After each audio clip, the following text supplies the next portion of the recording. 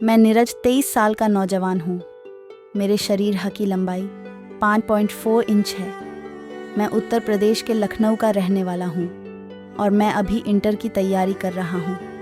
यह बात उन दिनों की है जब मैं अपने मामा जी के घर पर रहकर पढ़ाई कर रहा था। आपने ही मामा की लड़की के बारे में बता दूँ कि मामा की लड़की का नाम पिंकी है। उसके शरीर का साइज 32-28-44 है।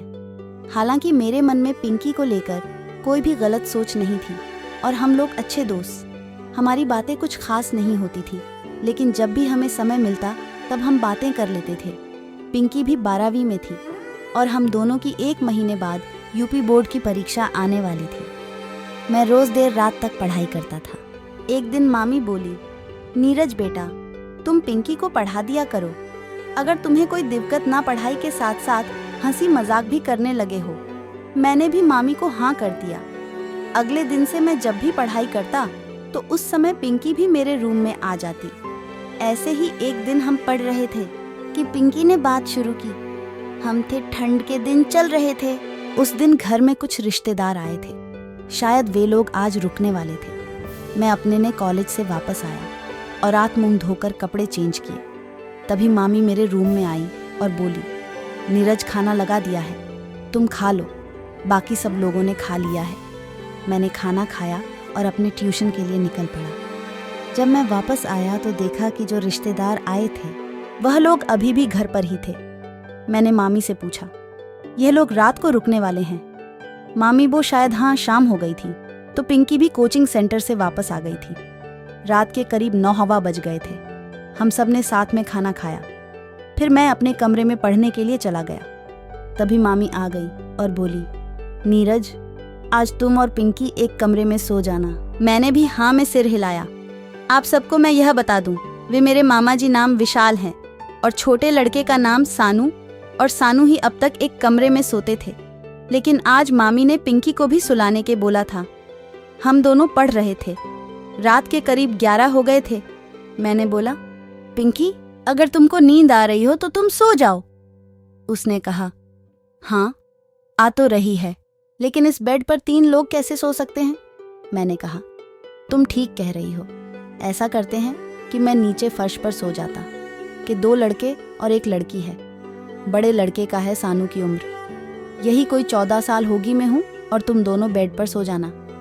मैंने अपना बिस्तर उठाया और नीचे फर्श पर लगा दिया और वहीं लेट गया। ना जाने कब आंख लग गई। रात के करीब 1 बजे के आसपास जब ठंडी लगी तो मैंने करवट बदल ली। मुझे लगा कि कोई मेरे बिस्तर में लेटा हुआ है, पर मुझे नींद इतनी ज़्यादा रही थी कि मुझे लगा कि यह मेरा भ्रम है।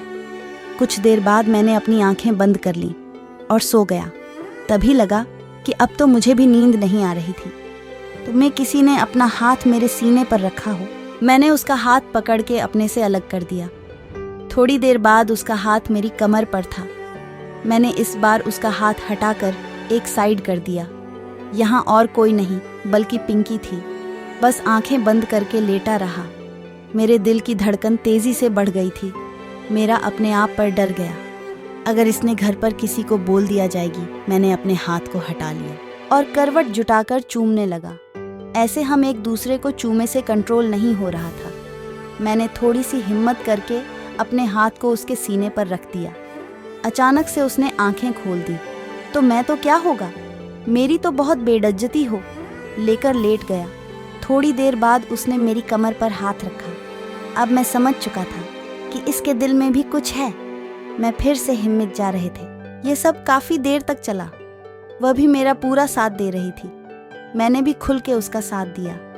हम दोनों एक नई दुनिया में आ गए थे। ऐसा लग रहा था जैसे इस आनंद का कोई अंत ही ना हो।